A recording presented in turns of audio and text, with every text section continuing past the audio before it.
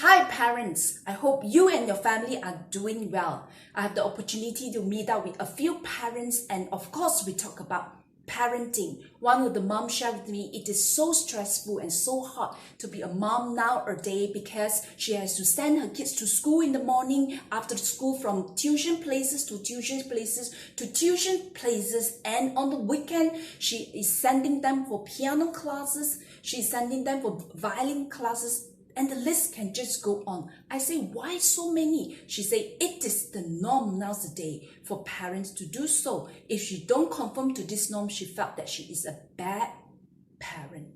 And the other family shared with me how her teenage girl, which she had given the best love, the best care, the best guidance, had grown out to be beyond her ability to manage and control. She said, where did it went wrong? Indeed, it is a tremendous, heavy task to be a parent, and we all aspire to be a good parent, but it's never easy. We experience the terrible 2, the curious 5, the hyperactive 8, and the hypersensitive 10, and the stubborn preteens. And when you go to the teens, we felt that we're totally losing our control over them and is beyond our ability to manage. So this video series will turn you from good parenting to a godly parenting, taken from this book as my resource, Gospel-Centered Family Becoming the Parents God Wants You to Be, written by Tim Chester and Ed Moore. You might ask, why godly parents? Isn't good parent is good enough? If you are a good parent, you might not be a godly parent. But if you are a godly parent, you will definitely be a good parent. So let's start our session 1, which is talking about God-centered family. God-centered family, taken from Ephesians chapter 6, verse 1 to 4. Children, obey your parents in the Lord, for this is right. Honor your father and mother, which is the first commandment with a promise, so that it may go well with you and you may enjoy long life on the earth. Fathers, do not exasperate your children. Instead, bring them up in the training and instructions of the Lord. This short 4 verses written in Ephesians chapter 6 clearly stated 2 parts. The first part is from verse 1 to verse 3, is written for the children to do, which is to obey and honor their parents, which come with a promise. If you obey these commandments, that is, your children, they will live well and have long life. What is the purpose if you have long life but you're not living well?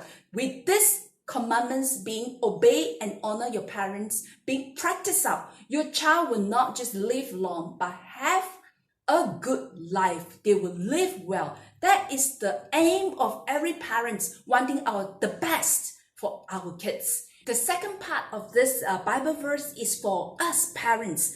In verse 4, it says, fathers, do not exasperate your children. Instead, bring them up in the training and instructions of the Lord. How can our children honor and obey us if we ourselves do not give them the way of the Lord? If we ourselves do not set out and bring them out, train them out in instructions of the Lord? Do we know what God wants for us and our family?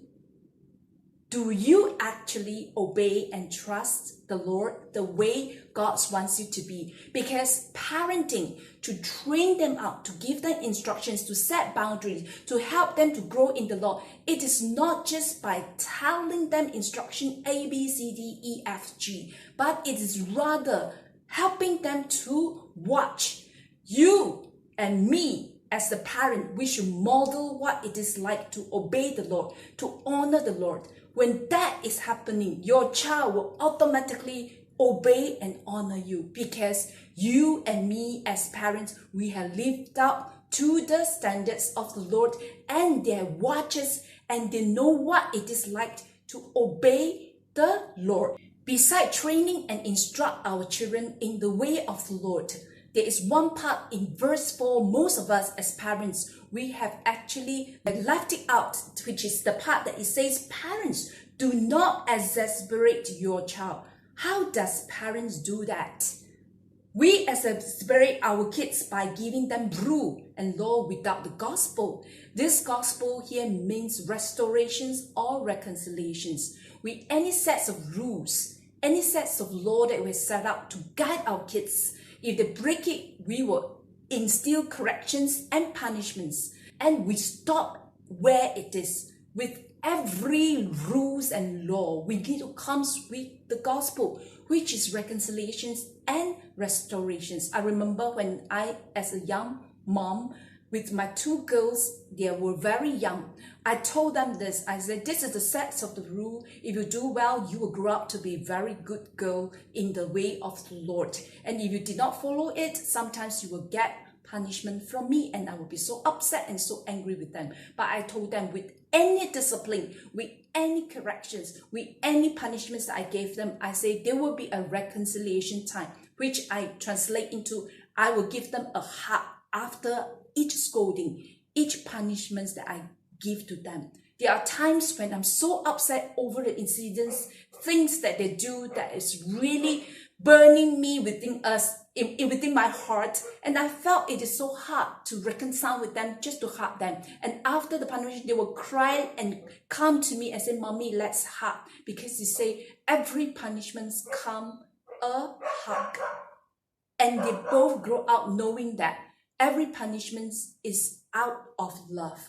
Every rule and regulations I set for them, not because I delight in punish them, but I delight to help them to grow with love and care. And the second way that we exasperate our kids is by our constant critiques. I think parents are gifted. We are very quick and easy to point out the mistake, the failures of our kids.